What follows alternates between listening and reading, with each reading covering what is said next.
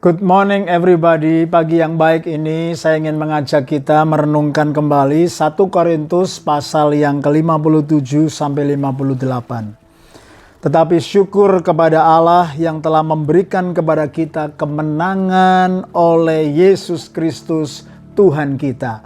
Karena itu, saudara-saudaraku yang kekasih, berdirilah teguh, jangan goyah, dan giatlah selalu dalam pekerjaan Tuhan. Sebab kamu tahu bahwa di dalam persekutuan dengan Tuhan, jerih payahmu tidaklah sia-sia. Saudara, ini ayat yang luar biasa dan saya rindu mendorong setiap kita untuk kita boleh mengalami ayat ini. Mari kita renungkan pagi ini, saudara. Apa artinya ketika Tuhan menganjurkan dan memerintahkan kepada kita untuk giatlah selalu dalam pekerjaan Tuhan. Artinya pekerjaan Tuhan itu harus kita kerjakan menjadi bagian dalam hidup saya dan saudara. Amin. Lalu yang kedua, berdiri teguh, jangan goyah. Giat selalu, apa artinya? Berarti hari-hari ini banyak orang, saudaraku, yang goyah, yang mulai malas dan yang tidak lagi bergiat dalam pekerjaan Tuhan. Nah, hari ini kita ingin belajar apa itu pekerjaan Tuhan. What is the work of God?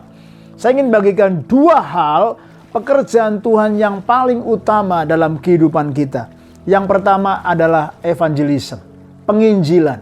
Saudara, itu adalah hati Tuhan sendiri. Tuhan Yesus datang ke muka bumi ini untuk membawa sebanyak jiwa, saudaraku, datang kepada kerajaan Allah. Dan the Great Commission sampai hari ini tetap menjadi, saudaraku, sebuah amanat agung buat anak-anak Tuhan dan murid-murid Tuhan yang sejati. Tidak bisa dilepaskan daripada amanat agung ini.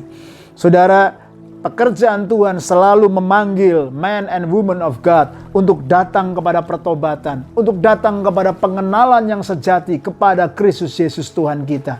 Itu sebabnya penginjilan, saudaraku, menjadi hal yang esensi dan utama di dalam pekerjaan Tuhan. Yang kedua adalah discipleship, pemuridan. Saudara, sampai hari ini, the Great Commission, saudaraku, berkata, pergi jadikanlah segala bangsa muridku. Saudaraku, untuk kita memuridkan bangsa-bangsa, untuk kita mengajar mereka to obey, mengajar mereka untuk melakukan segala sesuatu yang sudah diperintahkan, untuk membaptis banyak jiwa. Dan saya percaya penginjilan hari-hari ini begitu penting, saudaraku. The work of God is to find, is to prepare, is to train faithful men and women of God to become the true disciples of Christ that multiply, that become, saudaraku, the disciple makers, memuridkan murid-murid yang lain. Dan saya percaya, saudaraku, panggilan ini sangat penting untuk memanggil, untuk mempersiapkan jemaat, murid-murid Tuhan bertumbuh to grow in the maturity, in the Christ-likeness like Jesus himself. Itu sebabnya pekerjaan Tuhan itu harus kita bangun, penginjilan dan pemuridan. Lalu kita yang merenungkan apa artinya kalau Alkitab berkata kepada kita, biarlah engkau selalu always abounding, ya, selalu giat, selalu tekun, selalu berdiri teguh, giatlah selalu, semangatlah selalu. Bahasa Inggrisnya dikatakan always abounding. Apa artinya, saudaraku? Tuhan mau untuk saya dan saudara sebagai murid Kristus, mari kita jujur dengan hati kita. Apakah kita hari-hari ini sedang giat dalam melakukan pekerjaan Tuhan? Giat selalu, tekun selalu, berdiri teguh selalu, tidak goyah. Saya renungkan dua prinsip ini, saudaraku. Yang pertama adalah to exceed. To exceed, ya. Artinya apa, saudaraku? Always abound and always to be full of, ya. Melebihi, ya. Exceedingly, artinya apa, saudaraku? Kita selalu dipenuhi dan kita selalu berlimpah to the point of, apa, saudaraku? Overflowing, even multiplying.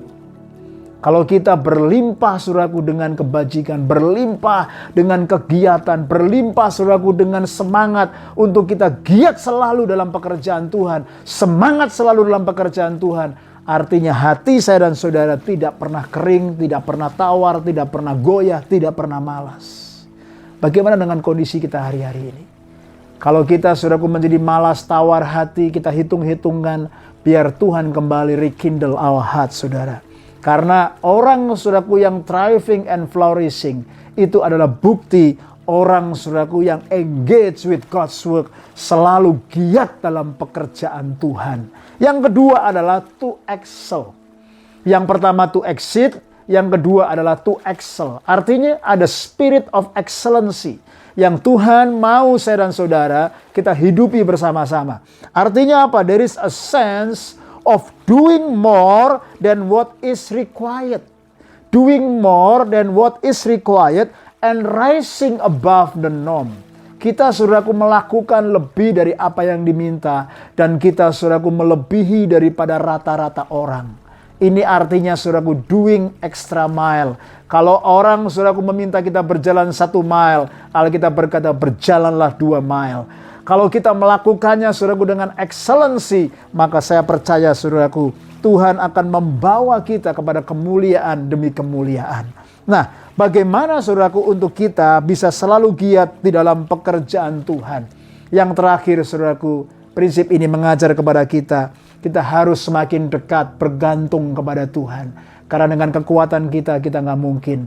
Lalu yang kedua, saudaraku, iman kita semakin diperkuat ketika kita melihat Tuhan bekerja bersama-sama dengan kita. Karena Alkitab, saudaraku, ayat ini berkata, semua jerih payah kita untuk pekerjaan Tuhan tidaklah sia-sia. Bagaimanakah dengan kondisi hatimu? Apakah engkau masih setia? Apakah engkau masih giat selalu di dalam pekerjaan Tuhan? Stay strong and stay blessed.